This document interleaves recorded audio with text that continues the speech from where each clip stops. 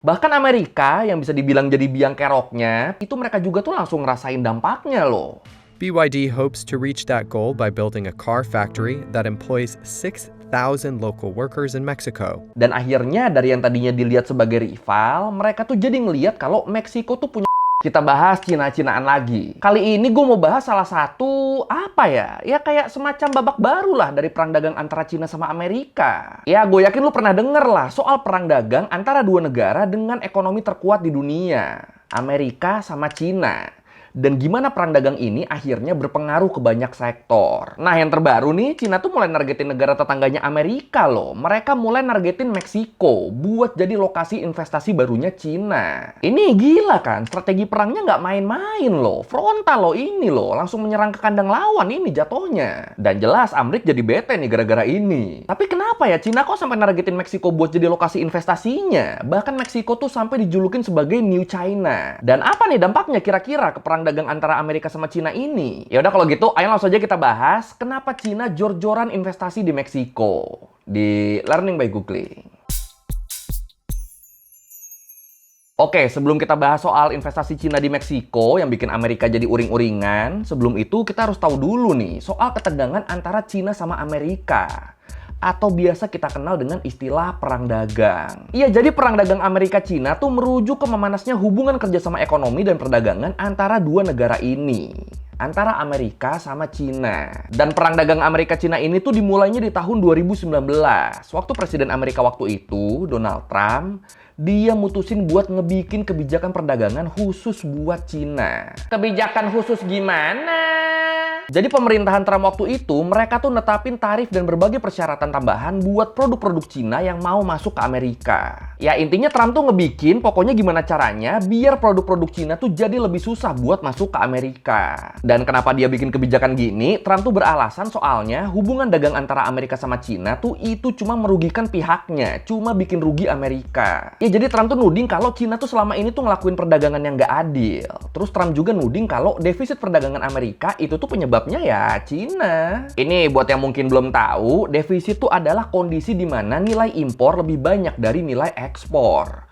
Nilai barang yang masuk atau jasa yang masuk ke negara itu lebih banyak daripada nilai barang atau jasa yang keluar dari negara. Nah, Amerika di momen-momen itu mereka tuh lagi ngalamin defisit perdagangan. Dan defisit perdagangan Amerika ini menurut Trump penyebabnya adalah Cina. Apalagi Cina kan selama ini mereka tuh punya kebijakan kalau ada negara yang mau melakukan ekspor ke Cina, mereka tuh harus melakukan transfer pengetahuan dan teknologi juga. Jadi produk luar Cina tuh itu boleh dagang di Cina, tapi harus mau sharing teknologinya. Nah, gara-gara ini Trump tuh jadi nuduh Cina udah melakukan pencurian kekayaan intelektual secara terselubung lewat kebijakan perdagangannya. This has been long in the making. You've heard many speeches by me and talks by me and interviews where I talk about unfair trade practices. But we have one particular problem, and that's China. Dan ya udah, akhirnya dari situ dimulai deh tuh pembatasan produk-produk Cina di Amerika Serikat. Ya, mungkin lu udah sering denger lah soal gimana sensinya pemerintah Amerika sama produk-produk teknologi Cina. Kayak TikTok misalnya. Ya, videonya juga sempat viral kan, yang waktu senator-senator Amerika mereka nge-interview atau lebih terkesan ke maksa sebenarnya, maksa petinggi TikTok Amerika buat ngakuin kalau dia terafiliasi sama pemerintah Cina. Padahal dia tuh orang Singapura. Nah, kasus itu tuh berhubungan erat sama perang dagang Amerika-Cina. Atau kasus lain, kasus Huawei deh, yang nggak bisa pakai produknya Google. Nah, itu juga sama tuh, itu berhubungan erat sama perang dagang Amerika-Cina. Jadi ya emang sengaruh itu akhirnya.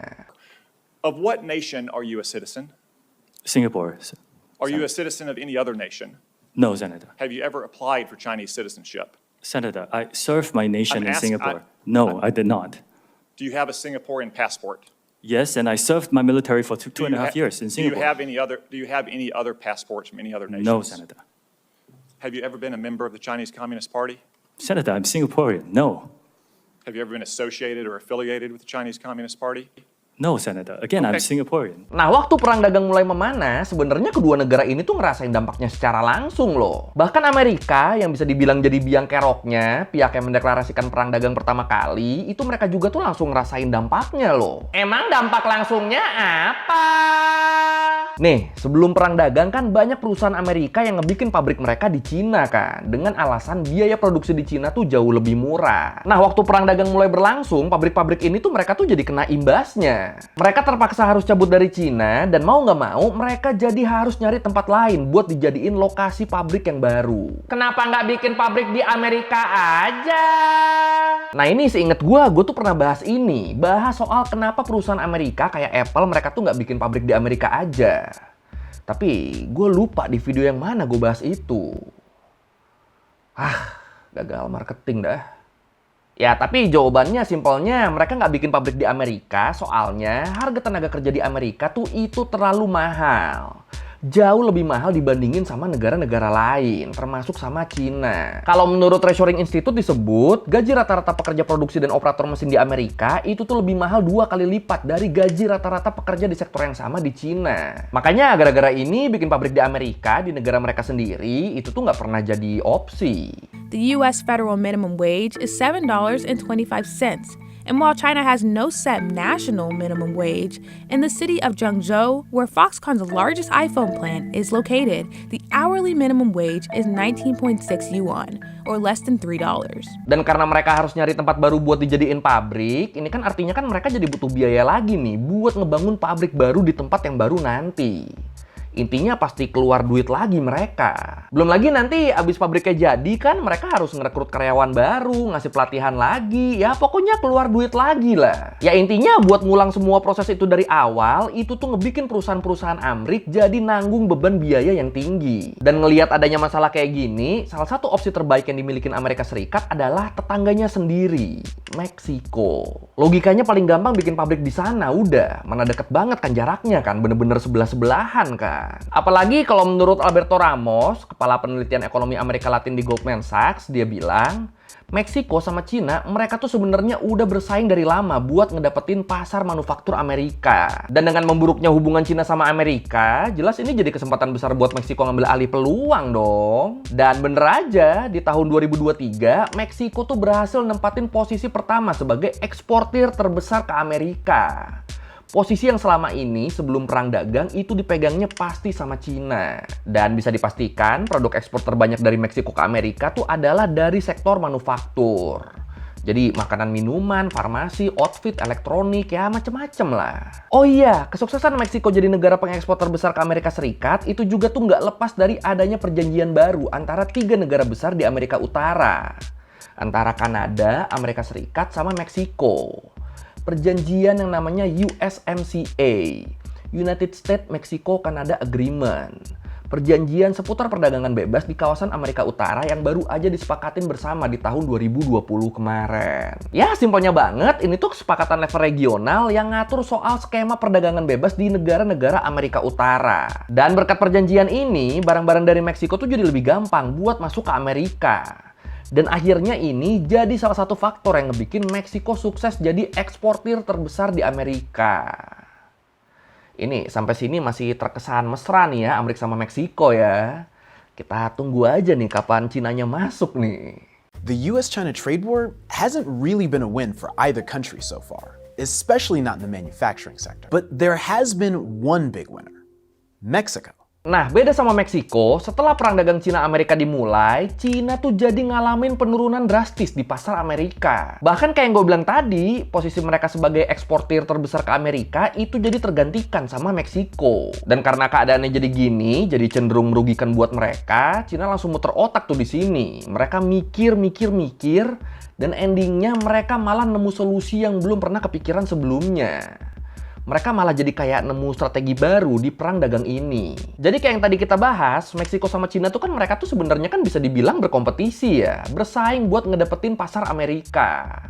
Bener-bener rival lah mereka berdua tuh. Tapi terus gara-gara adanya perang dagang, ini tuh jadi ngebikin Cina mikir ulang tentang Meksiko. Dan akhirnya dari yang tadinya dilihat sebagai rival, mereka tuh jadi ngelihat kalau Meksiko tuh punya potensi besar buat jadi Semacam kayak senjata rahasianya Cina lah dalam perang dagang ngelawan Amerika. Ya, jadi lo inget kan perjanjian USMCA tadi? Perjanjian kerjasama perdagangan bebas di Amerika Utara. Nah, ternyata perjanjian ini, kebijakan ini tuh punya semacam celah yang akhirnya dimanfaatin sama Cina. Nah, iki seru iki. Emang celahnya gimana? Jadi gini, perjanjian USMCA itu kan ngebikin perdagangan Meksiko, Amerika sama Kanada itu kan jadi lebih mudah kan. Jadi kalau misalnya Meksiko mau jualan barang ke Amerika atau Kanada, itu mereka tuh bakal dibikin lebih gampang. Mereka nggak perlu keluar duit banyak, regulasinya juga tuh nggak seketat kayak negara lain. Ya intinya lebih gampang lah. Nah ngelihat ini, Cina tuh jadi mikir, oh kalau gitu caranya, kenapa kita nggak bikin pabrik di Meksiko aja ya? Ya jadi produsen-produsen Cina, mereka tuh mulai mikir, daripada kita ngejadiin Meksiko pesaing kayak dulu, kenapa nggak kita ajak berkawan aja? Kenapa kita nggak investasi di sana aja? Kenapa nggak bikin pabrik di sana aja? Kan kalau gitu kan jadinya tetap bisa jualan ke Amerika kan? Bahkan mungkin jadi lebih gampang karena ada perjanjian tadi kan? Karena ya mereka jualannya jadi lewat Meksiko. Jadi kelihatannya kayak Meksiko yang jualan ke Amerika. Padahal sebenarnya di belakangnya ada Cina. Ini jenius abis nih caranya nih. Under the USMCA rules, most goods products can enter the US with no tariffs. The Chinese, they saw this as an opportunity to avoid the tariffs imposed by the US government by producing them, making them in Mexico, and then from Mexico exporting to the US. Dan bener aja, di tahun 2023, investasi dari produsen-produsen Cina tuh mulai banyak berdatangan ke Meksiko. Sampai akhirnya muncul tuh julukan Meksiko sebagai The New China. Kalau menurut Bloomberg dilaporkan, ada 10 perusahaan Cina yang ngebangun kawasan industri manufaktur di daerah Hofusan, Meksiko. Dengan luas area sebesar 850 hektar atau ya kira-kira seluas setengah kota lah. Dan disebut 10 perusahaan ini mereka tuh udah nginvestasiin uang sebesar lebih dari 1 miliar US dollar buat ngebangun kawasan ini. Terus kawasan ini juga tuh nantinya bakal jadi pusat 35 bisnis yang kebanyakan berfokus di spare part otomotif dengan total 15.000 karyawan. Ngeri abis ya. Terus selain itu ada juga BYD, produsen kendaraan listrik dari Cina yang juga mulai nginvestasiin dana besar buat ngebangun pusat produksi di Meksiko. Terus selain industri otomotif, beberapa produsen produk elektronik juga kayak Hisense sama Trina Solar, mereka juga tuh udah mulai ngelakuin investasi dan ngebangun pusat produksi di Meksiko. Jadi mulai berdatangan nih produsen-produsen Cina ke Meksiko nih. Dan ya walaupun total investasi asing di Meksiko yang berasal dari Cina tuh masih nggak segede Amerika atau Kanada, tapi banyak pihak yang yakin kalau nggak lama lagi bakal makin banyak produsen-produsen Cina yang datang buat investasi di Meksiko. Apalagi kalau kita ngelihat statistik perdagangan dan pengiriman kontainer yang dirilis Saneta di bulan Januari 2024 kemarin. Yang ngasih lihat kalau jumlah kontainer dari Cina yang menuju Meksiko itu tuh ngalamin peningkatan sampai 60% dari tahun sebelumnya. Jadi ya jelas dari sini Cina tuh bener-bener mulai fokus ke Meksiko nih. Ngeri pergerakannya. BYD hopes to reach that goal by building a car factory that employs 6,000 local workers in Mexico. BYD is just one of thousands of Chinese companies that have flocked to the country in recent years, with investments in the market jumping nearly 600% from 2019 to 2022. Nah, dengan ngelihat data-data tadi, diyakini Cina nih emang beneran niat mau jor-joran di Meksiko. Buat strategi baru mereka di perang dagang ngelawan Amerika. Apalagi kan ternyata sebenarnya tantangan yang harus diselesaikan sama perusahaan Cina tuh banyak banget loh buat mereka investasi di Meksiko. Jadi halangan-halangan mereka buat investasi di Meksiko tuh sebenarnya banyak banget dan ini cukup berat. Tapi dihantam sama mereka demi bisa investasi di Meksiko. Emang apa aja halangannya? Kalau menurut South China Morning Post disebut, produsen asal Cina mereka tuh harus ngikutin berbagai kebijakan lokal di Meksiko. Mulai dari yang levelnya nasional sampai level provinsi atau bahkan kota. Kayak misalnya soal jumlah tenaga kerja lokal minimal yang dipekerjakan di pusat bisnis mereka. Itu harus sesuai sama undang-undang yang diatur di sana. Dan ini juga termasuk jumlah tenaga kerja asing maksimal yang bisa direkrut. Padahal kan bisa dibilang bayaran pekerja di Meksiko tuh itu jauh lebih tinggi loh dibanding di negara-negara lain yang biasa jadi pusat manufaktur industri besar dunia. Kayak misalnya dibandingin sama Vietnam deh. Jadi gaji pekerja industri manufaktur di Meksiko itu tuh bisa lebih dari 2 kali lipat gaji pekerja industri serupa di Vietnam. Nah tapi walaupun gitu, walaupun gaji pekerja Meksiko lebih mahal, tapi tetap dijabanin tuh sama Cina tuh. Ya nggak apa-apa lah Meksiko lebih mahal, kita bayarin aja. Yang penting strategi kita buat pelan-pelan menyusup ke Amerika lewat Meksiko itu tetap bisa jalan. Jadi kayak gitu tuh kelihatannya tuh. Terus belum lagi tantangan budaya dan kendala bahasa yang pastinya beda jauh banget kan. Apalagi kalau dibandingin sama negara-negara di Asia Tenggara. Dan kendala-kendala ini pastinya ngebikin proses adaptasi pekerja Cina yang pindah ke Meksiko atau pekerja lokal Meksiko yang kerja di perusahaan Cina itu bakal jadi lebih sulit. Nah, tapi penghalang-penghalang ini, syarat-syarat berat ini, itu semuanya tetap dilakuin sama produsen Cina. Yang berarti mereka emang beneran udah niat pengen make Meksiko buat ngedepin pasar Amerika Serikat. Jadi bener-bener kelihatannya Cina tuh mau manfaatin Meksiko buat ngehantam Amerika dari dalam di perang dagang ini. Gila. Dan kalau kita ngomongin perang dagang sama investasi Cina di Meksiko, ini juga tuh sekarang tuh jadi isu yang banyak diomongin nih di Amerika. Apalagi kan sekarang kan Amerika juga kan lagi menuju ke pemilu kan. Apalagi salah satu capresnya, Donald Trump, dia adalah orang yang sama yang memulai perang dagang antara Amerika sama Cina dulu. Makanya akhirnya pastinya siapapun presiden yang nantinya kepilih, ini bakal mempengaruhi iklim perdagangan di kawasan Amerika Utara. Khususnya di Meksiko. Tapi kalau menurut lu sendiri gimana nih? Apakah Cina bakal bisa ngembaliin kejayaan perdagangan mereka di Amerika lewat Meksiko? Atau justru Amerika yang bisa ngelawan balik usaha Cina dengan kebijakan baru dari presiden baru mereka nanti? Yang mana nih? Silakan komen. The auto industry is being assassinated. They're going to be closing up and they're going to be building those cars in China and other places. Much of it's gone to Mexico. When you make tactics like these, you're not competing, it's cheating. 美方指责中方采取所谓非市场行为，是典型的贼喊捉贼，倒打一耙。 Oke, sekian lereng googling kali ini tentang kenapa Cina mulai jor-joran investasi di Meksiko. Sampai Meksiko dijulukin The New China. Dan ternyata itu ya, ternyata ini strateginya Cina nih, buat diem-diem pelan-pelan masuk ke pasar Amerika lewat Meksiko. Soalnya kalau masuk langsung dari Cina kan udah susah kan, jadinya mereka pelan-pelan lewat Meksiko nih. Jenius sih menurut gue. Emang jago Cina tuh kalau masalah percuanan gini tuh nggak ada lawan ya mereka ya. Ya kalau lu mau revisi kayak gue udah salah, atau lu mau nanya, atau lu nambahin nggak di video, bisa tulis di komen, kita diskusi kayak biasa. Sekali lagi, thank you, dan jangan lupa like, comment, subscribe. Bye!